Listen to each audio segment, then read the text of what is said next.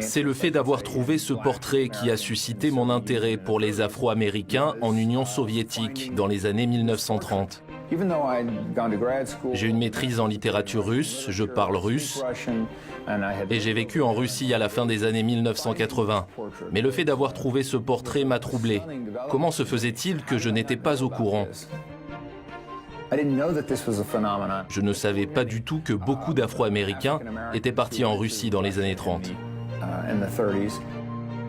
Dans les années 1920-1930, plusieurs centaines d'Afro-Américains sont partis vivre en Union soviétique et beaucoup de leurs descendants vivent encore en Russie. Il n'y a pas de sang russe en moi. Mais pour répondre à votre question sur la façon dont je m'identifie, je le dirai sans la moindre hésitation. Bien sûr, je suis russe. Les Russes que je rencontre ici me perçoivent d'abord comme une étrangère. Mais quand je leur parle russe, ils disent « Mais attends, tu es des nôtres, tu es russe ». Dans leur pays, les Afro-Américains faisaient face au racisme et à une absence totale de perspective. Une fois, mon père a regardé une femme blanche par la fenêtre. À l'époque, on n'avait pas le droit de regarder les femmes blanches, alors il avait peur d'être lynché. Alors ils ont décidé de tout laisser derrière eux et de commencer une nouvelle vie dans un pays dont ils ne savaient presque rien. Certains Afro-Américains qui sont allés en Union soviétique dans les années 1930 ont connu un grand succès. Je suis devenu extrêmement populaire grâce à ce film. Quel genre de voiture avez-vous? Nous avons vu votre belle voiture en arrivant. Une Jaguar. Et maintenant, près de 100 ans plus tard, l'histoire se répète. Mon arrière-grand-père, George Steins, est venu en Russie probablement au pire des moments. Et je me suis dit, pourquoi pas moi? Et si je venais ici?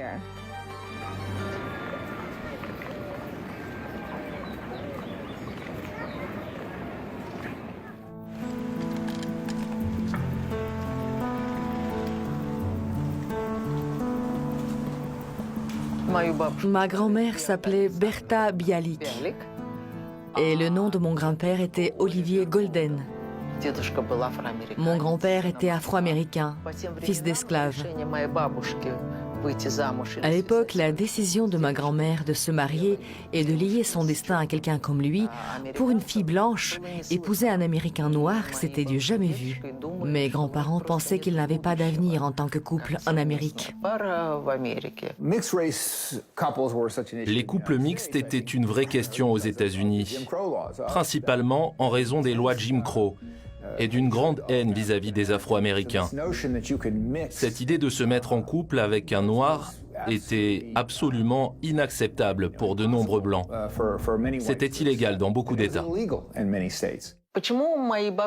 Pourquoi mes parents ont choisi l'Union soviétique? Eh bien, tout d'abord, ils étaient séduits par les idées communistes et socialistes. Et ensuite, l'idée de vivre dans un pays qui ne connaissait pas le racisme les attirait beaucoup.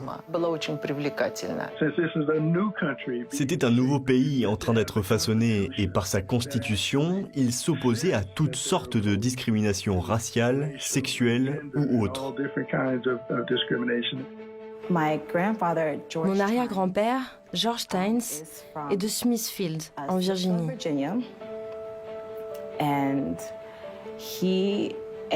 Il s'est retrouvé en Russie de manière très particulière. Il a su décrocher un contrat étonnant avec le ministère soviétique de l'Agriculture. Il est monté sur un bateau et s'est retrouvé en Union soviétique dans les années 1930. Il est important de se rappeler que c'était la période de la Grande Dépression. C'était aussi une période où le gouvernement soviétique recrutait massivement des personnes ayant des compétences techniques.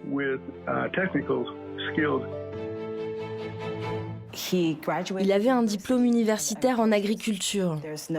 Et en Amérique, il n'y avait pas d'opportunité de carrière, pas d'emploi, et il y avait beaucoup de discrimination. Alors que pouvait-il faire? Il est allé dans un pays dont il ne connaissait pratiquement rien. Les actualités présentaient la Russie comme un pays communiste. À quoi bon y aller? George Tynes avait un rêve. Il a trouvé une solution.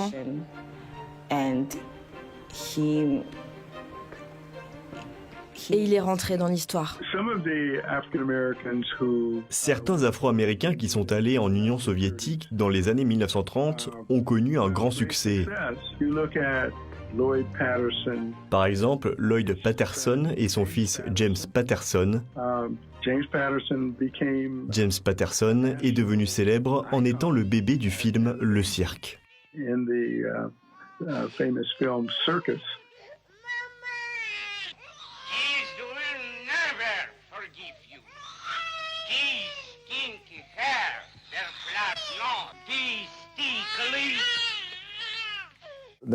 Le Cirque est un film qui a une histoire extraordinaire. On dit que c'était le film préféré de Staline.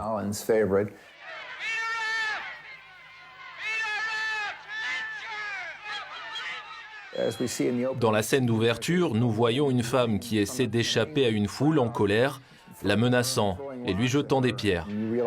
Et on réalise que ce paquet qu'elle porte est son enfant noir.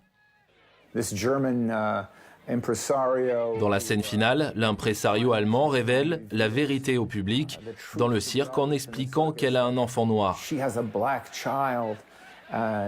Et bien sûr, le public soviétique a réagi de la façon suivante. On se fiche bien qu'il soit violé ou à poids. Et ensuite, chacun prend le petit Jimmy dans ses bras et tout le monde lui chante une berceuse dans toutes les langues de l'Union soviétique.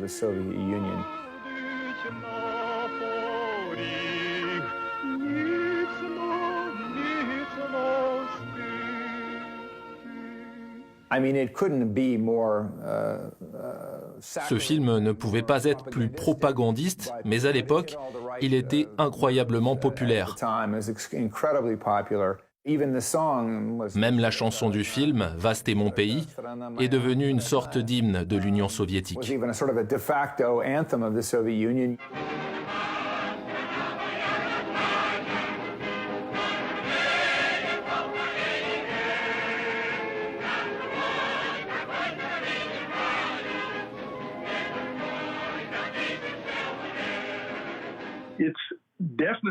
Il est certainement juste de dire que l'Union soviétique était au premier plan dans la lutte contre le racisme au niveau gouvernemental.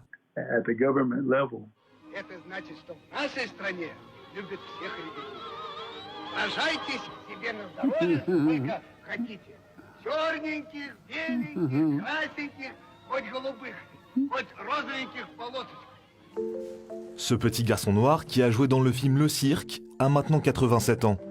Il est né et a grandi en Union soviétique. Il a servi dans la marine en tant que sous-marinier. Ensuite, il est devenu écrivain et il a écrit des nouvelles. Au début des années 1990, après l'effondrement de l'Union soviétique, Jim Patterson s'est installé aux États-Unis, dans la patrie de son père, Lloyd Patterson, pour traduire des ouvrages en anglais. Il vit maintenant seul dans un logement social à Washington. Ce film m'a fait. Je suis devenu extrêmement populaire grâce à ce film.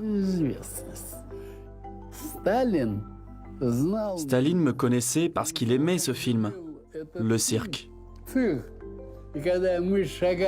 Alors que je marchais devant les gradins avec les autres enfants, Staline m'a reconnu. Les autres étaient blancs et moi j'étais un peu bronzé. Le père de Jim, Lloyd Patterson, comme beaucoup d'autres Afro-Américains, a déménagé en URSS parce qu'il a décroché un contrat. Mais il a tellement aimé le pays qu'il y est resté et y a créé une famille. À Moscou, il fréquentait des cercles où il n'aurait jamais été admis aux États-Unis. Il avait une femme et 3 fils, une carrière. Il était occupé tout le temps. Sa femme s'appelait Vera Aralova. C'était une designer assez connue, une scénographe. Aussi étrange que cela puisse paraître, il avait beaucoup d'opportunités dans le Moscou stalinien de 1932.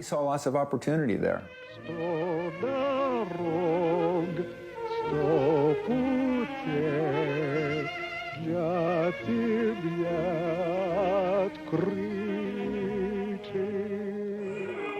Et voici Ross. Ross, un des Américains arrivés avec mon père. Mon père, Robert Harry Ross Johnson, est arrivé ici en 1932 en tant qu'exilé politique américain. Il a joué dans de nombreux films de différents studios. Mosfilm, Gorky Film Studio, Yalta. D'où venez-vous? Du Kentucky, monsieur. Quel est votre prénom? Tom, monsieur. Quel emploi aviez-vous? J'étais manager chez monsieur Shelby. Aurait-il pu jouer dans des films, être acteur en Amérique à l'époque? À l'époque, je ne pense pas. J'en doute. Il est né à Auburn, dans l'Alabama. C'était un État très raciste. Inessa Ross, fille de l'acteur soviétique Robert Ross, est née et a grandi en Russie et vit maintenant avec son fils James près de Moscou dans une grande maison de campagne. James était doué pour les sports. À la fin des années 1980, il a joué pour l'équipe remplaçante de l'un des clubs de football les plus populaires du pays, le Spartak Moscou. Lors d'un match à Dnepropetrovsk, Beskov l'a fait jouer pour la première équipe. Et quand il est rentré sur le terrain, il a été accueilli par un tonnerre d'applaudissements. C'était le premier garçon à la peau noire dans le football soviétique. Le racisme existait-il en Union soviétique ? Dans mon quartier, tout le monde savait que dire des choses offensantes sur ma couleur de peau était une chose dangereuse. Que s'est-il passé après la chute du rideau de fer lorsque les descendants des Afro-Américains ont eu l'opportunité de retourner en Amérique ? Je n'arrivais pas à savoir ce que je pourrais vraiment faire là-bas. Et pourquoi maintenant, 100 ans plus tard, la Russie attire-t-elle à nouveau les Afro-Américains ? J'adore Pouchkine. Jour et nuit sur la chaîne d'or danse un chat savant qui sait parler. S'il va à gauche donc il chantonne et à droite il conte des histoires. On me demande souvent si j'ai été confrontée au racisme en Union soviétique. Bien sûr que oui. Dans la Russie d'aujourd'hui, vous auriez du mal à trouver quelqu'un qui n'a pas entendu parler d'Elena Kanga. Elle travaille à la télévision depuis la fin des années 1980 et présente de nombreux talk-shows populaires, et notamment la première émission dédiée au sexe sur la télévision russe. Bonsoir messieurs, merci beaucoup de nous rejoindre dans la première édition de notre émission sur l'amour et le sexe. J'ai été insultée à cause de ma couleur de peau parce que j'étais différente. Quand j'étais enfant, on me demandait souvent « Pourquoi t'es noire ?»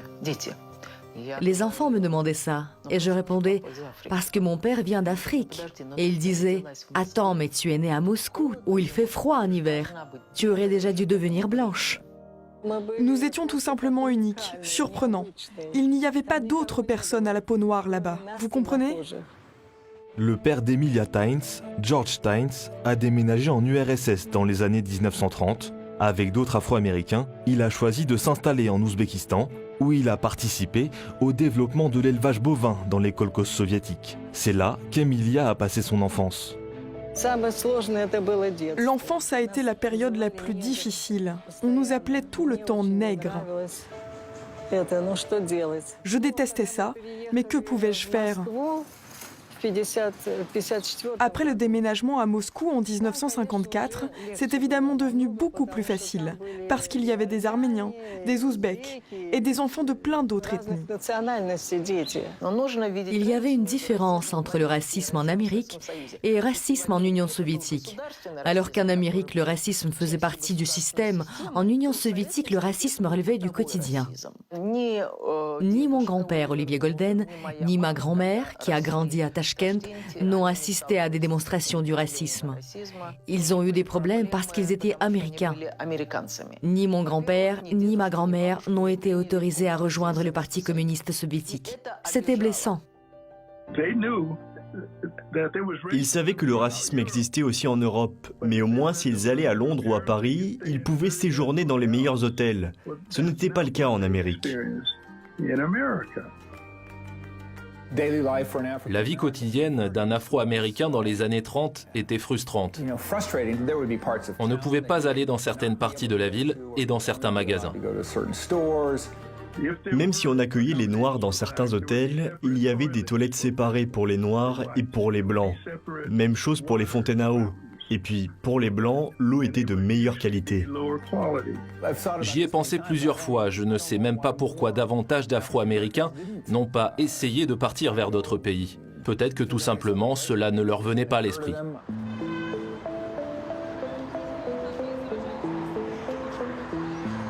Comment le fait d'avoir un nom de famille inhabituel et une apparence inhabituelle a affecté ma vie en Russie? C'était particulier. Mais ce n'est pas comme si ça avait eu un véritable impact sur ma vie, comme par exemple ne pas être accepté quelque part ou autorisé à faire quelque chose, ou encore être écarté. Ce genre de choses n'est jamais arrivé. Après l'effondrement de l'Union soviétique, les descendants d'Afro-Américains ont eu l'occasion de voyager et de voir la patrie de leurs parents pour la première fois. Le petit-fils de George Tynes, Georgi Tynes, faisait partie de ceux qui sont allés aux États-Unis au début des années 1990. Ma première impression a été celle de quelqu'un venant d'arriver d'Union soviétique. Tout semblait sensé, bien organisé. Il y avait de bonnes routes, des soins abordables, beaucoup de nourriture dans les magasins. On pourrait sortir la nuit, acheter une bière. C'était impensable en Union soviétique. C'était surprenant de voir tant de gens à la peau noire. J'ai vu beaucoup de Noirs conduire des voitures chères. J'ai vu aussi que les jeunes Noirs étaient assez débridés. Ils se comportaient comme les jeunes voyous chez nous. Ai-je eu l'impression de revenir dans ma patrie historique? Eh bien oui, j'ai ressenti quelque chose comme ça. Un espèce de frémissement en pensant que c'est là, ma terre, la patrie de mon grand-père. Mais vous n'y êtes pas resté? Je ne suis pas resté pour un certain nombre de raisons. Je n'arrivais pas à comprendre ce que j'allais faire là-bas. Pourquoi irais-je chercher un emploi chez McDonald's alors que j'avais un diplôme universitaire? Et puis j'ai grandi en Russie, j'avais pour habitude de fréquenter des gens qui parlaient russe, qui lisaient des livres russes, Dostoïevski. En Amérique, ils sont surtout concentrés sur leurs affaires, le côté pratique des choses. Ce sont des gens intéressants, mais ils sont différents. Et j'ai senti que les contacts personnels que j'avais en Russie me tenaient trop à cœur. Donc je suis revenu ici. Contrairement à Georgi Tynes, sa tante, Emilia Tynes, s'est installée aux États-Unis et est devenue citoyenne américaine. Elle y vit depuis 10 ans. La raison, c'est que la vie en Amérique est confortable, comme on dit. Mais mon cœur, bien sûr, appartient à la Russie. Je ne comprends pas vraiment la culture afro-américaine, vous savez, alors que la culture russe m'est très proche. Bien sûr, ces dernières années, j'ai vu et entendu parler de tous ces meurtres d'Afro-Américains à la télévision.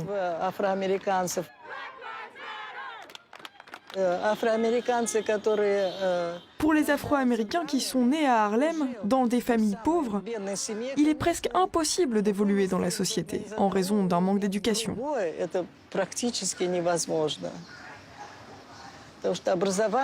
Nous avons été éduqués ici, en Union soviétique, et gratuitement en plus. On nous a donné cette opportunité. Tout d'abord, j'ai fait l'Institut de gestion de Moscou, puis j'ai obtenu un MBA à l'Académie russe d'économie nationale. De diplôme? Eh bien, de fait, oui. Nous sommes dans le bureau de la société dont je suis actionnaire et président. Nous sommes une entreprise de taille moyenne, c'est-à-dire que notre chiffre d'affaires est d'1 milliard. 1 milliard de roubles? Oui, 1 milliard de roubles. Quel genre de voiture avez-vous? Nous avons vu votre belle voiture en arrivant. Une Jaguar. J'ai une nièce à Moscou, Francine. Pourquoi parler d'elle? Parce qu'elle est née à Moscou, a déménagé aux États-Unis avec sa mère et a vécu pratiquement toute sa vie là-bas. Et maintenant, elle a décidé de revenir en Russie.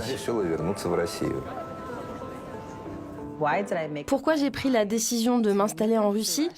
Je voulais quitter un pays où je faisais face à la discrimination, le racisme au quotidien.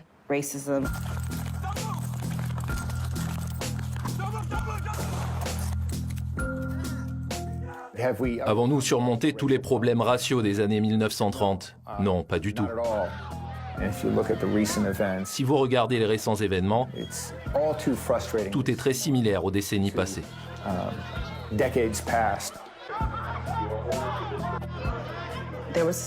y a une situation dont je me souviens comme si c'était hier. J'avais demandé de l'aide à la police, c'était une situation d'urgence. C'est ensuite que je me suis retrouvée victime. 3 policiers m'ont attrapée et m'ont jetée par terre. Et j'ai eu des bleus au bras. Je pensais qu'ils allaient me tuer. Je pensais qu'ils allaient me tirer dessus. C'étaient des officiers blancs. C'est la pire expérience de ma vie. Et je ne veux jamais, jamais la revivre. J'ai été bouleversée parce que j'ai grandi dans une famille orthodoxe russe normale. Nous ne sommes pas des gangsters. On n'a pas d'armes chez nous. On n'a pas de pull à capuche. Je pensais que la police était là pour m'aider. Pourquoi ne m'ont-ils pas aidé? L'histoire se répète encore et encore. Cela n'a pas été réglé. Quand mon arrière-grand-père, George Steins, a fait face aux discriminations dans les années 1930, pendant la Grande Dépression, à l'époque du mouvement des droits civiques, maintenant c'est la même chose. C'est simplement une version différente.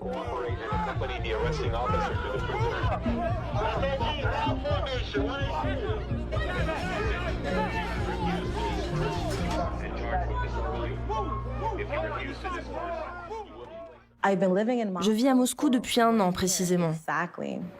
J'enseigne l'anglais, je suis professeur. Je me sens libre en Russie. Parce qu'ici, peu importe l'heure qu'il est, je peux aller dehors en toute sécurité.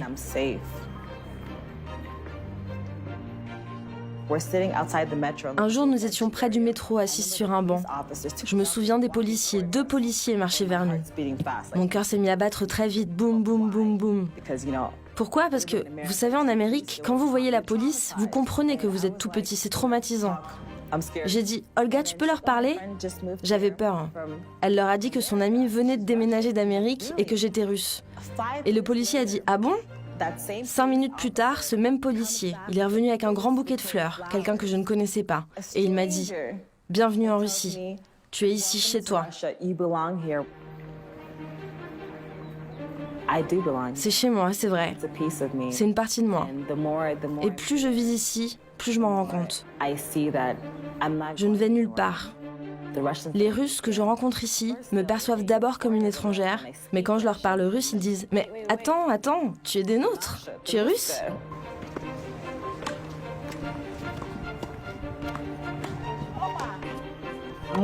Mon grand-père croyait que le tennis était un symbole de prospérité, un symbole de succès. Quelque chose que les Blancs aisés faisaient pour leurs enfants. Donc il voulait aussi que son enfant fasse toutes les choses que les riches Blancs faisaient. Et à votre avis, qu'ai-je fait quand j'ai eu mon propre enfant? Quand ma fille a eu 5 ou 6 ans, je l'ai amenée prendre des cours de tennis. Elle ne voulait pas, elle criait « Je ne veux pas, je ne veux pas !» Et je lui ai dit « Si, ton grand-père a dit qu'il le fallait, et tu le feras. »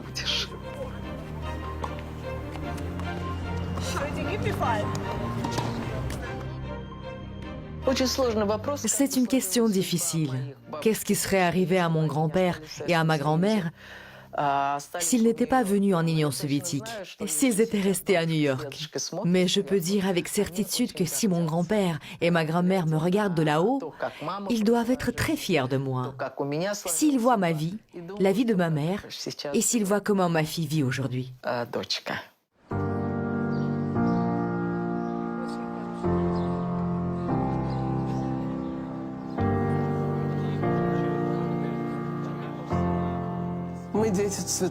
Nous sommes les enfants de gens de couleur. Nous sommes nés en terre soviétique. Et nous sommes heureux d'avoir enfin trouvé notre patrie. Nous aimons et chérissons notre patrie. Il n'y a pas d'autre endroit où nous nous sentons aussi libres. Et si quelqu'un demande, nous répondrons. Nous n'avons pas besoin d'autres amis. Que le monde entier le sache. C'est là que nous avons trouvé la liberté. Nous sommes les enfants de gens de couleur. Nous sommes les enfants du pays soviétique.